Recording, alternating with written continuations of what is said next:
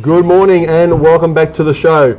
Joining us on the show this morning for the very first time, we have got the captain and the coach from the Werribee Netball Club, Danny Stewart and Michaela Ward. Danny, good morning. Good morning, Bertie. How are you going? I am very good. How was the trip up from Werribee this morning? Early one this morning. Pretty cold today, so... It is. And also Michaela Ward, goal shooter extraordinaire. And Michaela, you should have done your hair before you came on the show this morning. My God. Not bad. How are you going, Michaela? Yeah, I'm good, thanks, Bertie. You going good? Yeah. That's good. It's good to see you two girls are here. I'm sort of a little bit excited here. It's good. Normally we've had Lynn in the past, and Lynn's done a good job, but it's good to get a couple of you players on the show as well. Now, a couple of questions. Danny, you're the coach this year? I sure am. First year coach? Yes. And how did that come around? You just applied for the job, or we hear a whole lot of different stories in Geelong here about what happened up there? I wouldn't say I applied for the job. Christy was going to go ahead and be our A-grade coach, but she decided to take a step back this year, try and see if something new could come about in the A-grade team. There was no one there willing to put their hand up to coach A-grade, and it was pretty late stage going into the season.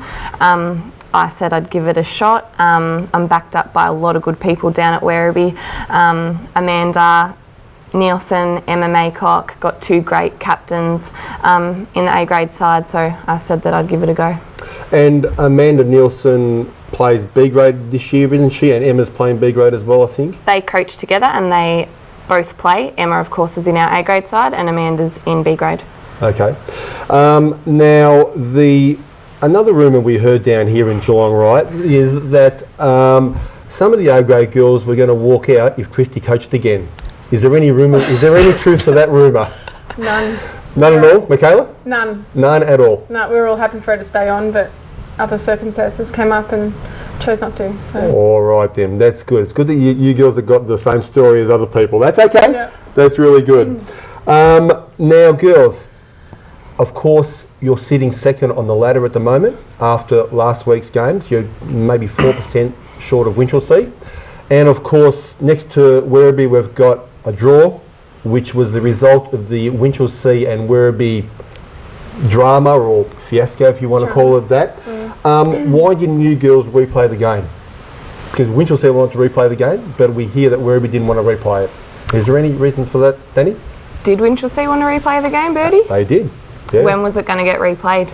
Well, you girls would have to make a time, of course. A time when? Oh, let's say Thursday night. Instead of training, we'll play a game. And then rock up to play on a Saturday again? Yeah. Why not?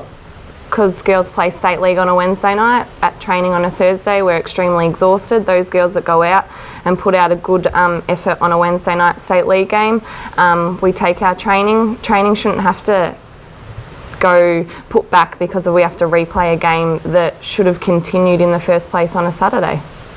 So whose fault was it that the game didn't continue on? It's no one's fault. It was the umpire's decision to call off the game, and we stand by them. They have full right to call off the game if they're not feeling comfortable to go ahead with it.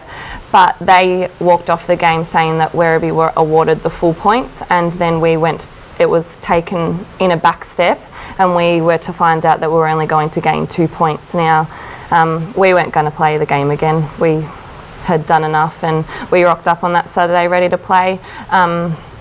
Concerning us, we had done nothing wrong, so we didn't need to replay that game. And you were happy just to take the 2 points? Yep. Okay. Also, you lost another 4 points. Now, can you explain why you lost another 4 points for? We lost another 4 points due to a club error. We had played a girl named Maria who plays in the 17 and under team and B grade. We used her in an A grade game, and she had already played those two games. In the club guidelines or the GDFL guidelines, it states that a player can only play 2 games.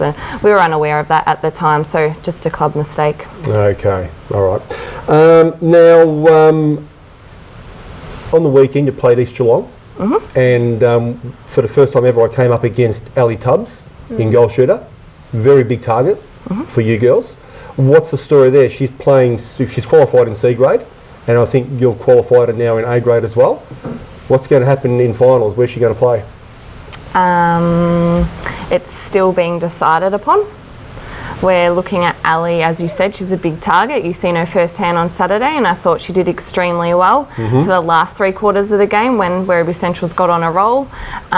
We're looking at playing Ali in A grade, and as you said, she's qualified, but when it comes to grand final, we're unsure of that at the moment. And when it comes to the final series, Jenny's out at the moment with a sore knee, so we're just making sure that we had backup. We're going to go into the final series prepared this year.